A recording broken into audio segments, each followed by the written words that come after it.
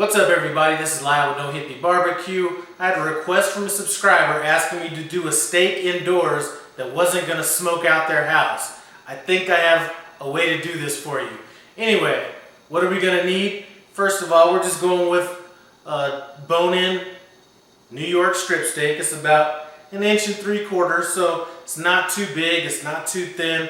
Perfect size for cooking indoors. As far as seasoning goes, use whatever seasoning you like. What I'm using is, there's a seasoning called Heartland Pepper and Garlic Seasoning. Basically, it's a blend of a bunch of different peppers, salt and garlic. Tastes great. We're going with a couple pats of butter. And I am using some black truffle oil. Olive oil would be good on this as well. I like doing it with 2 skillets, so I have 2 cast iron skillets. If you don't have 2 cast iron skillets, you can get away with using 1. And if you don't have a cast iron skillet, you know what, if you have any oven safe skillet, it's going to work as well. You're also going to need a thermometer.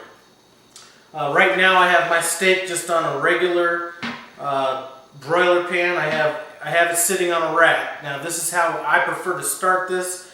You can, if you don't have anything to set the steak on, you can just go ahead and season it and put it in one of these cast iron skillets, but I think it's best if you have it on something that's raised up a little bit to get some circulation going on when it's in the oven. Anyway, pretty basic. First thing we're going to do is we're going to go ahead and hit this steak with some of this black truffle oil. And we're going to hit it on both sides. And that's going to be kind of what binds our seasoning to our steak. And I should have taken this lid off first.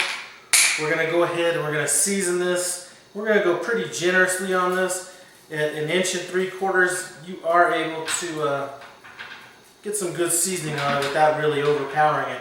And this seasoning here doesn't really have too much salt in it. So I'm going to pat that in. Once we have it pat in, we're going to go ahead, hit the other side. And I don't get the whole sides on the fat and everything. To me, that's kind of a waste of seasoning, but if that's something you want to do, go ahead and do that. Alright, this steak has already been resting for about 15 minutes. I'm going to let it rest for about another 15 minutes. I'm going to go ahead and get this steak preheat, or this oven preheated to 250 degrees. That's what our initial cook is going to start on. 20 minutes have gone by. Our oven's up to 250 degrees. What I'm going to do is we're going to go ahead and throw in our steak. And I'm also going to throw in our 2 cast iron skillets just so they can start getting heated up at the same time. I think this is probably going to take about 30 minutes or so to get to 115 degrees is going to be my target temperature. Steak just hit 116 degrees. We're going to go ahead and pull this out right now. We're going to let this rest for about 10-15 minutes. In the meanwhile, what I'm going to do is grab these cast iron skillets.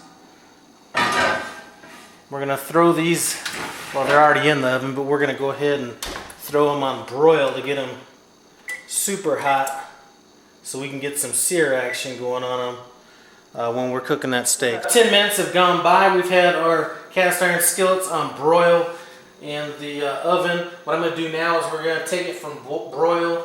We're just going to go to bake.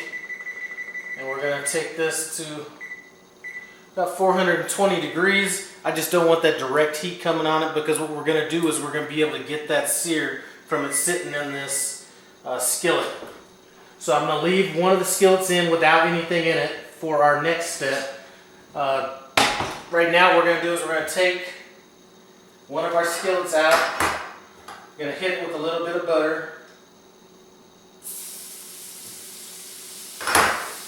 And a little bit of our truffle oil. Let me get a mitt on here. Alright, we're going to get that coated. We're going to get our steak. Throw it in our skillet. We're going to get this back in the oven. And actually, you know what? I'm going to take this up to 500 degrees. I'm sorry. Alright, so we're at 500 degrees and I'm going to let that go about 4 minutes, and then we're going to transfer it over to our other pan on the other side. 5 minutes have gone by. We're going to go ahead and pull this out. I'm going to go ahead and drain the liquid from this just a little bit into here. Now we're going to go ahead and move our steak over, and we're going to flip it when we do it. We already have a nice char on there. Now what we're going to want to do is we're going to want to temp it. I'm going to want to cook this until we get to about 130 degrees internal temperature. So it looks like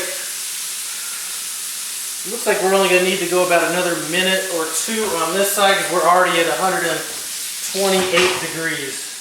It's been in here about 2 minutes. We're going to go ahead and pull this out. I'm not sure if you can see that color or not.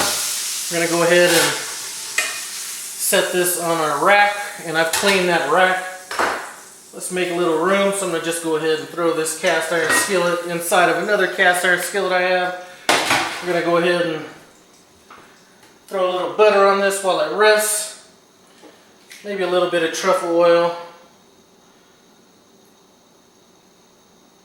We're going to let that rest for about 10 minutes. We are not going to cover it up. We're not going to do anything with it. So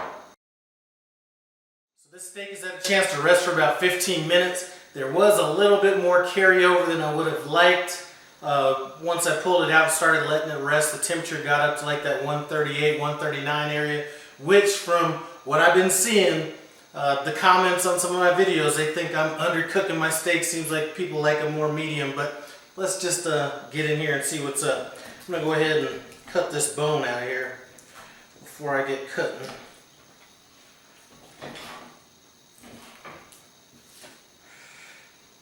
Alright, let's just go ahead and cut this in half and see what we're looking like.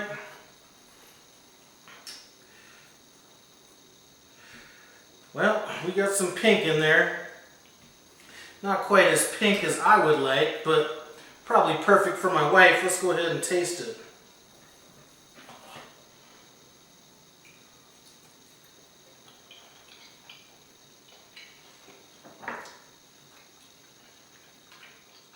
The best part about this is you're not smoking up your whole kitchen doing it.